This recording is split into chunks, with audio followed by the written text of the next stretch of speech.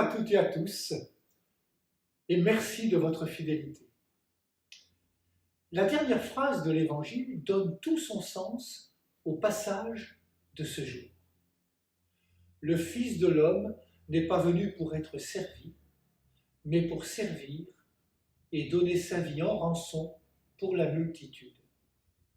Un petit résumé que Jésus illustre par toute sa vie au milieu de notre humanité. Il n'est pas venu pour être servi, mais pour servir.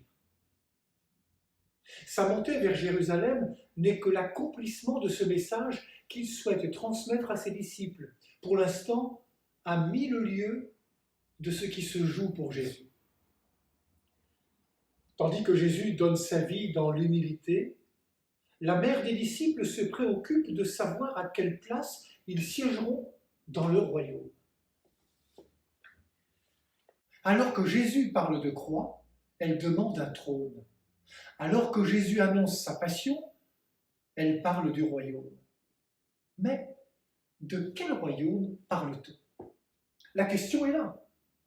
Sur la croix siégeront 2 malfrats, image de tous ces pauvres que Jésus rencontrera tout au long de sa vie publique. C'est en voyant la foule remplie de petits et de pécheurs que Jésus prononcera cette béatitude. Heureux les pauvres, le royaume des cieux est à eux. On entend en résonance cette formule choc de Jésus. Les publicains et les prostituées vous précèdent dans le royaume de Dieu. Oui, de quel royaume parle-t-on ? Pour le comprendre, il faut suivre Jésus, le regarder, l'écouter. Il ne vit que pour le royaume de Dieu. C'est pour lui qu'il donne sa vie, qu'il accepte la passion. Au centre de sa vie, il y a son Père, mais surtout son Père avec son projet qui concerne toute l'histoire humaine.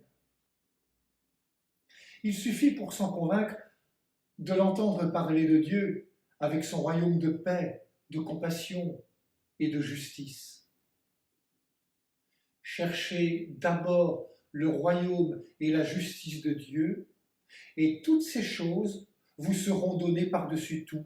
Ne vous inquiétez donc pas du lendemain, car le lendemain aura soin de lui-même.